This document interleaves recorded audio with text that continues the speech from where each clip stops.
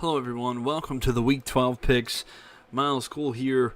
I do apologize for the inconvenience here, but currently with the holiday coming up, Thanksgiving, it's officially Thanksgiving Day. It's 3:16 a.m. Eastern Standard Time. I still wanted to get this video out. Sorry, I've been helping out with getting everything ready for Thanksgiving Day, making sure we have everything ready for the company that we will have. Also, I'd just like to thank you all for watching this video, and also happy Thanksgiving to you all as well. I hope you have a great day, but especially watching some football there. We're going to have 3 games, the first of which is the Vikings and Lions. It's going to be kicking off at noon, 30 minutes after. In that game, I'm going to be picking the Vikings to win that one.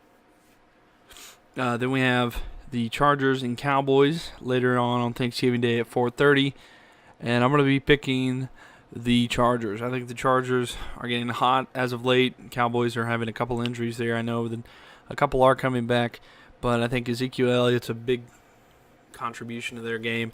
And then the duo of the defense of the Chargers there, they have the two players that combine for the most sacks in the NFL. It's a great duo there. And then later on in the night, we have at 8:30, we have the Giants and Redskins. We're going to pick the Redskins to win that. Then we'll go to the Sunday games here. We have the Titans and the Colts. We're going to pick the Titans there. They were kind of embarrassed last week against Pittsburgh, but I really think that the Titans are going to be able to pull back this week. Then we have the Bears and the Eagles. The Eagles win that one. Eagles have had a pretty easy schedule here. Not going to lie. I know that not to take anything away, anyone can win any given Sunday, but they've had a pretty easy schedule. Panthers and the Jets. I'm going to be picking the Panthers there. Dolphins and the Patriots. We're going to go with the Patriots. Tampa Bay Buccaneers versus Atlanta Falcons. Jameis Winston will be out of that game as well, so I'm going to be picking Atlanta Falcons. Then we have the Browns and the Bengals. I think the Bengals will win that one. They're doing all right. Bills and Chiefs. This one's turning into a crap fest real fast.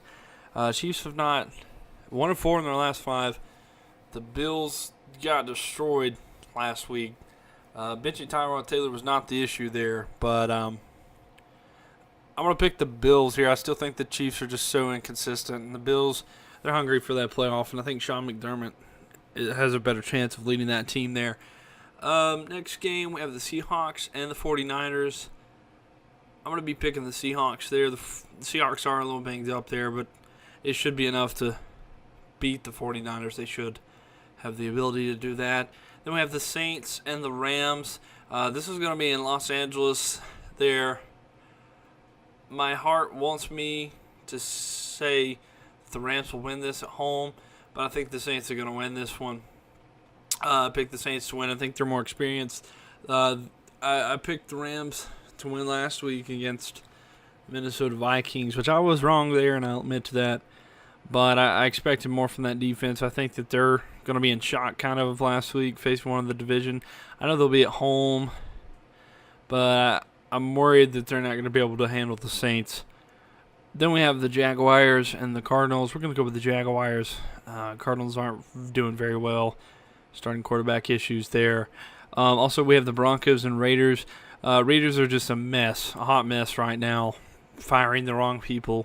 Derek Carr's injury, what's going on, no one knows. I don't know why they fired the defensive coordinator, maybe the offensive. But if I had to pick between the Broncos and Raiders, I still think the Raiders are a decent team. I think they could beat the Broncos this year. Broncos can't figure anything out in their quarterback situation. They've had, it seems like, a different quarterback every week. Then we have the Green Bay Packers facing the Steelers. Steelers are going to win this one. The Packers are just awful. They're basically playing now for a good draft pick, if that.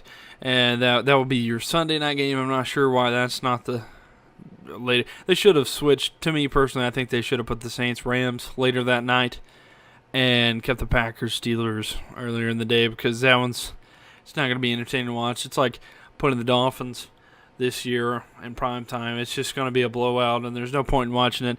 But then you have the Texans and the Ravens. We're going to be going with the Ravens here. The Ravens, they're fighting for that playoff spot, and they realize that Texans are still struggling. They did win last week against the Cardinals, but I think the Ravens are hungrier for that playoff spot, and they have a pretty decent team overall. I think they may get to the wild card spot there. But, yeah, there's my Week 12 picks there.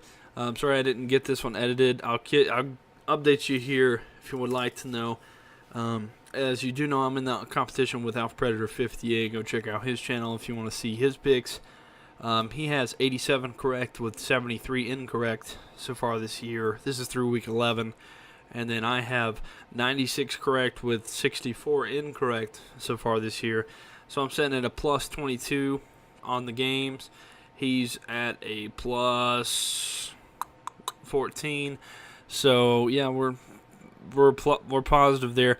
Of course, we're getting closer and closer to the end of the year. It means we're getting closer to the playoffs. Thinking about doing power rankings for you guys as well. Sorry, this is not a very edited video as well. I do apologize. It's just with Thanksgiving coming. Literally, my family's gonna be here in just a few hours. I just wanted to get this video out for you guys, and I wanted to just talk about that for a little bit. I figured I would talk a little bit about each game on Thursday night because I'm not going to be able to do a game preview for those. So I figured I'd go ahead and do that. If you don't want to stick around for that, that's completely fine. I understand. First one is the Lions and the Vikings. I'm really excited to see this. Case Keenum did very well last week against the Rams. I really appreciated what he did there. Really showed to me that he's the quarterback there for the Vikings. I don't think Teddy Bridgewater is going to take that spot. Of course, Matthew Stafford, he's a pretty clutch quarterback there. This could be a really good game tomorrow. This is probably the game I'm most excited about tomorrow because both the other games are not very attractive teams this year.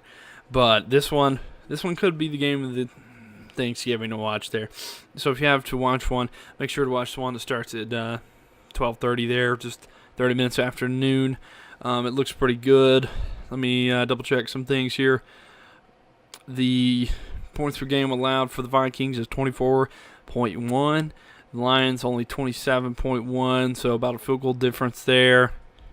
And how much they score. And then when they allow, the Vikings allow about 6 less. The Vikings have a better defense overall here. Allow less yards. That's why I picked the Vikings to win this one, even though this one could be a really good game. As an NFC North game, both teams are very competitive in their division there, and I really think that this has turned in this year. This is the battle for first place, really, without the Packers there. And it is at Ford Field. It's going to be in Detroit. So that one's going to be a really good game to watch. It'll be good to see as well. Can Minnesota go on the road there and win big games, especially like a division game? I want to see how they play in the cold. I would like to see that maybe later in the year if they face some colder teams like outside. I understand they're in Minnesota, but I understand playing in the dome is a big difference between playing outside and the harsher conditions there. But and then we'll go to the 4:30 game between the Chargers and the Cowboys. I know I did pick the Chargers there, and this one is at AT&T Stadium. Cowboys are always on the Thanksgiving Day game. They always have one slot. Standings-wise, the Chargers are actually in second place behind Kansas City. Kansas City's been on that drought, like I said, 1-4 in their last 5 games. They've not done very well. They're struggling more than anyone, really, right now. Well, opposed to, like, the Browns, of course, but that's a reoccurring thing every year. And then in the NFC East, you have Dallas is in second place, but they, coming off that loss to Philadelphia, they're not very competitive in their division there. See, the thing is, the Chargers still have a chance of winning their division, especially with a Kansas City team that's not doing very well. You have the Oakland Raiders who can't get they fire the wrong people, and they don't know what's going on there. And then injuries, of course, which has affected almost everybody this year. And then Denver, for instance, no, it can't be figured out there either. They're not doing very well. they don't talk a lot, or they don't. I don't know. They don't have a good quarterback. They can't figure out who they want to start, whether it be Simeon, Paxton Lynch, Brock Osweiler. I think they said they're going to start Lynch this week. I know he was injured coming back. I don't know how well he's going to do there. Like I said, that the pass rush that the Chargers have is very good, where that'll place some extra. I mean, they don't really. I mean, Alfred Morris is a pretty decent running back. Don't get me wrong there. Ezekiel Elliott has a whole different meaning for the Cowboys opposed to Alfred Morris. There's a reason Ezekiel Elliott's the starter opposed to Alfred Morris. But, yeah, I'm worried that's going to put more pressure on Dak having to make the plays. And he's not very consistent in the sense of if you take away his run game, he's not as good.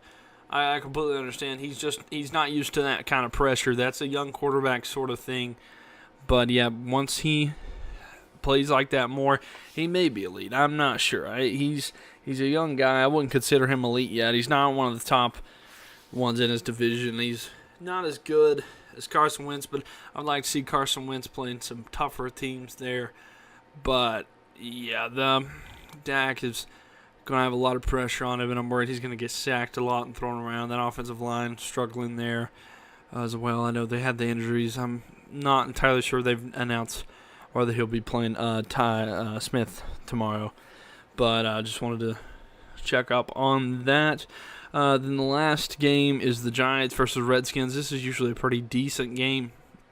I mean, if you have Eli Manning versus the Washington Redskins in a division game, you always think that, like, oh, this could be a battle there for the division. And I thought this would come preseason. I just thought this is going to be either the Giants or the Redskins win it this year. I didn't think the Eagles would do as well as they have. I also didn't think that the Cowboys would do as well at all, even though I figured they would do about what they're doing right now, which is not very consistent at all. They win some, they lose some. I was the terrible 2 coming into effect considering Dak last year.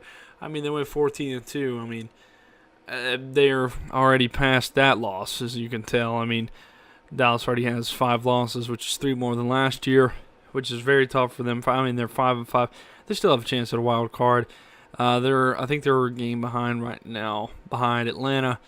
NFC South, on a side note, is taking over the NFC playoff. We got the Saints starting, and then the Panthers is the number 1 wild card. Number 2 wild card goes to the Falcons. But, yeah, this Giants versus Redskins. The Giants don't have much to play for. Redskins trying to stay alive there. A couple games back behind in the pack for playoff contention there. But they're a game behind Dallas. So if Dallas gets beat, they are struggling there. And I do expect Dallas to go down a couple of hills here coming with the injuries and trying to rebuild and such like that, and the suspensions that are not necessarily necessary, but or in justice. I'm not entirely sure about the whole situation. I don't want to get into the political side of the whole situation there, but yes, I think the Redskins will win this game. They had a pretty decent game against the Saints last week. I really thought that they might pull it off. That's why I picked them. But unfortunately, they just didn't get it pulled off there. And as a Panthers fan, that would have been really nice to see the Saints with a loss there. But anyway, I hope you all enjoyed this video. I'm sorry I wasn't able to edit it as much, and I'm glad I could just talk a little bit about the games that are coming on tomorrow. Be sure to tune into those, of course. I'll let you know this before I go. The first game between the Vikings and the Lions, that game's going to be on Fox at 12:30. Again, that's 12:30, 30 minutes after noon. Then on this is Eastern Standard Time, by the way. And so they're playing in Detroit. So, yeah, that one will be at 12:30. Then at Thursday, the Cowboys will be hosting the Chargers. It'll be at 4:30 Eastern Time, 3:30 p.m. Central Time for the Cowboys Stadium there. And then last one of the night is at 8:30 Eastern Time for the Giants and the Redskins there. That's going to be a pretty good game, and the Redskins are hosting that game. This is the first time that they've ever hosted a Thanksgiving game. They've been in Thanksgiving games, but that's the first time they've ever hosted it. But yeah, Fox, CBS, NBC, that's where your games are going to be in that order. Well, thank you all for watching this video, and make sure to like, comment, and subscribe. Let me know what you think of this videos, and I'll make sure to try to get those other previews out for the other games, starting with the 1 o'clock games on Sunday. Well, thank you all for watching, and I'll talk to you all later.